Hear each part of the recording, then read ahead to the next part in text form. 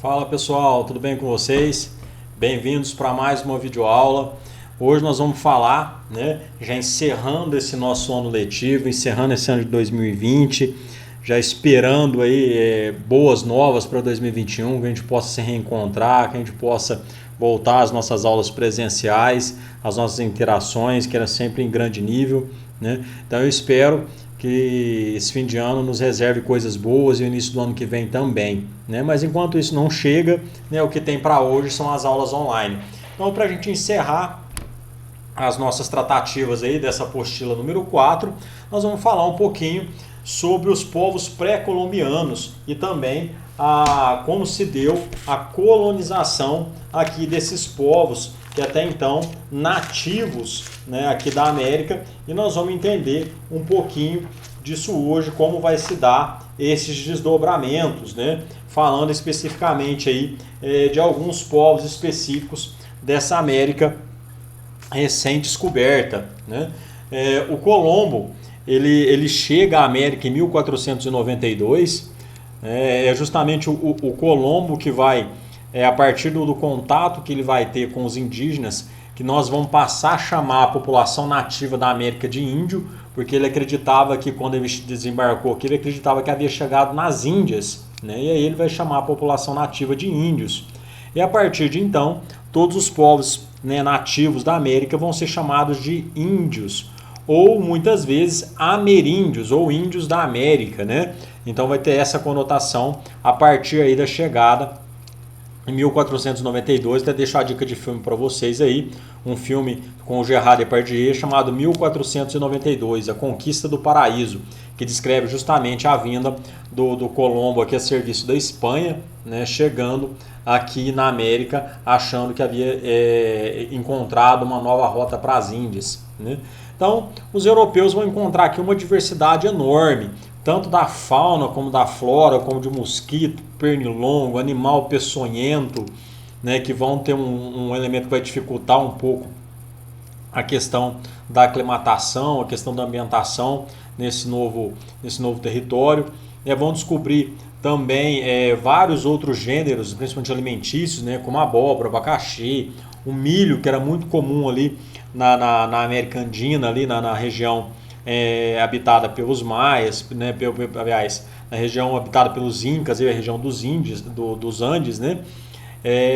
Vão conhecer novos hábitos culturais, alguns vão ser bem aceitos, outros não, né? Mas tudo isso aí vai fazer parte dessa troca cultural intensa que vai se dar entre o europeu, que está chegando na América, e a população nativa que aqui já estava, né? E aí os povos pré-colombianos, né, os maias eles vão estar, quando os europeus chegam aqui, já vão estar praticamente num processo de decadência, né? Já vai estar ali sofrendo ali com o próprio enfrentamento de outros povos indígenas. Os astecas e também os incas. E aí, num outro momento, a gente vai falar também dos nativos do Brasil também, que eram diversos, né? Que eram inúmeros povos aí. E aqui o mapa da América Espanhola, mostrando aí a localidade desses povos, né? Então, em vermelhinho aí, mais acima, perto do indígena, estão os astecas, mais ao centro os maias, né? E mais aqui na América do Sul, já os incas aqui pegando a região do Peru, a região do Chile, né? Da Bolívia, que nós vamos ver isso aí no decorrer da aula. E os europeus vão até se surpreender com a capacidade de organização dessas sociedades aqui.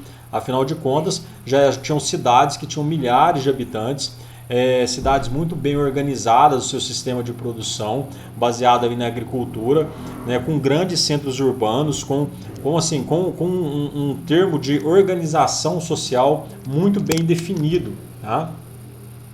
E dentre essas civilizações aí, uma das que vai alcançar, né, essa organização primeiramente aí são os maias, né, que desde o século IX ali já vão apresentar, desde o México até a região da Guatemala ali, já vão apresentar uma boa organização.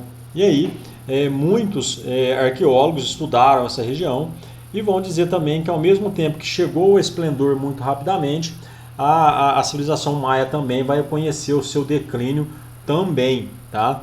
Tanto é que o início do século XVI, né, os maias já não tinham mais o seu esplendor como tinham outrora quando aqui os espanhóis chegaram, né? Por isso que eu disse no início da aula que eles já estavam em decadência, né? Tem um filme que fala dos maias, que é, pessoal, muito interessante, já mostra justamente esse declínio dos maias, que é o Apocalipto. É um filme dirigido pelo Mel Gibson. Fantástico filme. Vale a pena aí, deixar a dica para vocês assistirem, agora que a gente está com um tempo disponível, né?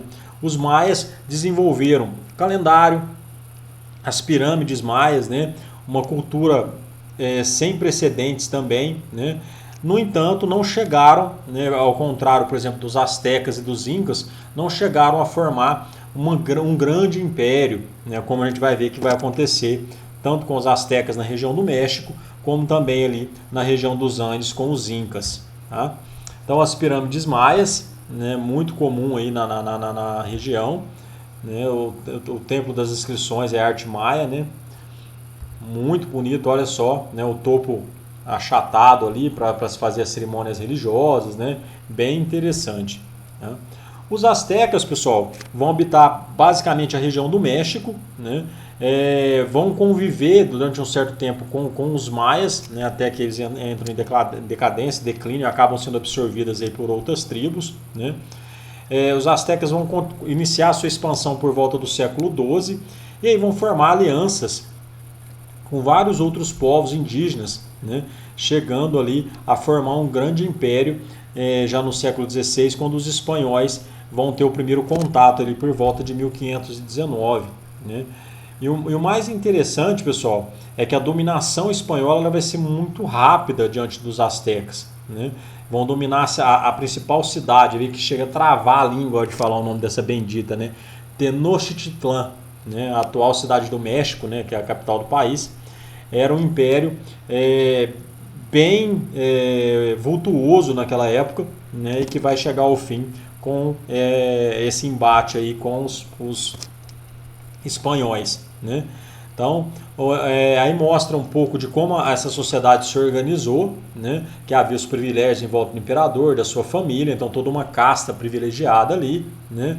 Uma sociedade dividida entre aqueles que mandavam e aqueles que obedeciam, né? Então, guerreiros, sacerdotes e funcionários reais representavam essa elite.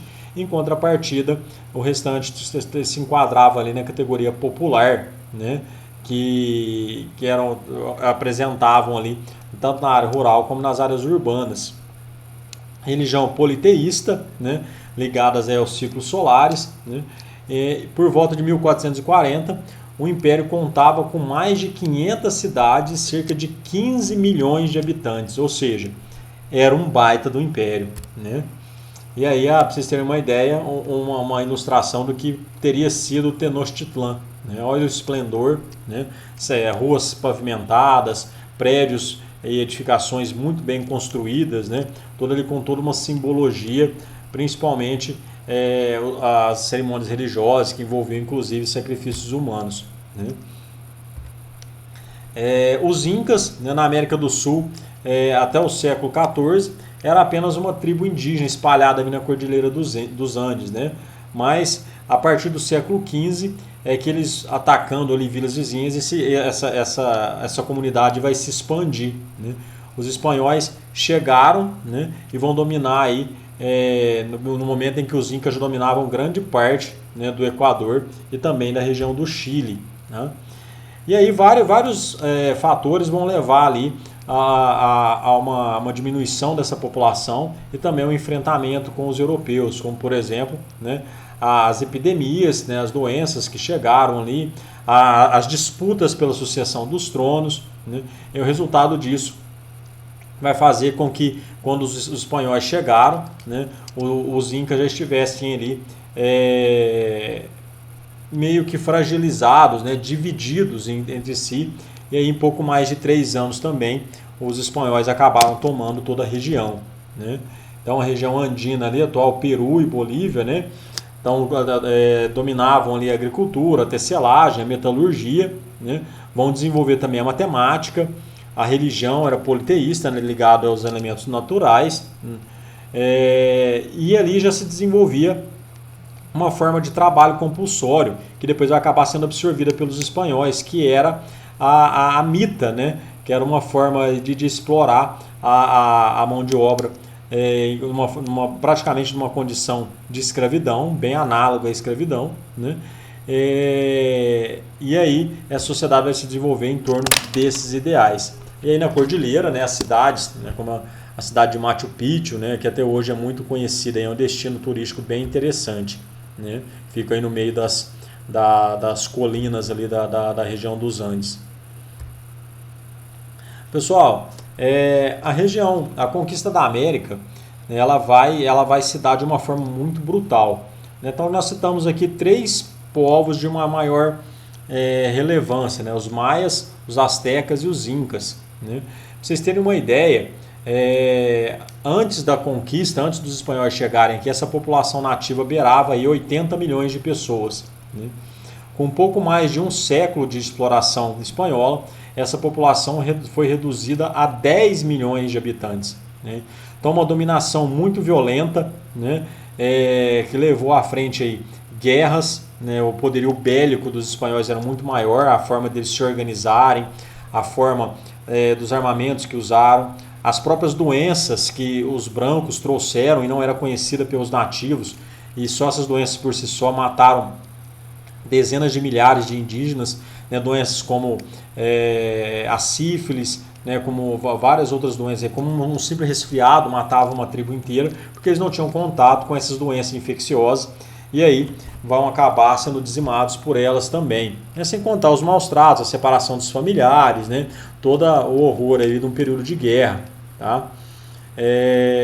A conquista vai ser feita em cima de uma ideia de superioridade, aonde o cristão branco europeu, né, se via muito superior, né, a isso nós vamos dar o nome disso de etnocentrismo, ou seja, o europeu ele tinha como base a sua própria cultura, e aí ele vai julgar a cultura diferente que ele vai encontrar, que é a cultura do indígena, como algo inferior, tendo a sua como modelo de referência, é aquilo que deveria ser reproduzido. Nessa condição, vai inferiorizar a questão do indígena e a partir dali vai ser uma justificativa também para essa exploração num caráter civilizatório. Tá? Em 1517, a primeira tentativa não bem sucedida ali do Francisco Hernandes de Córdoba, né, de dominar ali, de contato com os maias ali e tudo mais. De Cuba, né, foram ali promovidas mais de 2 expedições para conquistar os maias, né, sob o comando do Hernán Cortés. Então o Hernán Cortés aí é o que vai ser responsável para dominar tanto os maias como os astecas. Tá? Então tá aí o Montezuma II, que é um dos principais imperadores astecas do período. Tá? E tinha uma crença popular na qual o próprio Montezuma acreditava muito, que uma profecia que já delimitava que o fim estava próximo, o fim do ciclo estava próximo, né? Que os deuses viriam, a encarnação de um deus viria visitar, marcando o fim de uma era entre os astecas. E é justamente nesse sentido que o Montezuma não vai impor muita resistência, né? E os espanhóis, na qual os indígenas acreditavam ser reencarnação desses deuses, vão ter um caminho facilitado ali para poder exemplificar, para poder dominar e para poder de fato tomar aquilo que eles achavam, né, que era direito dos brancos, embora fosse de possessão indígena.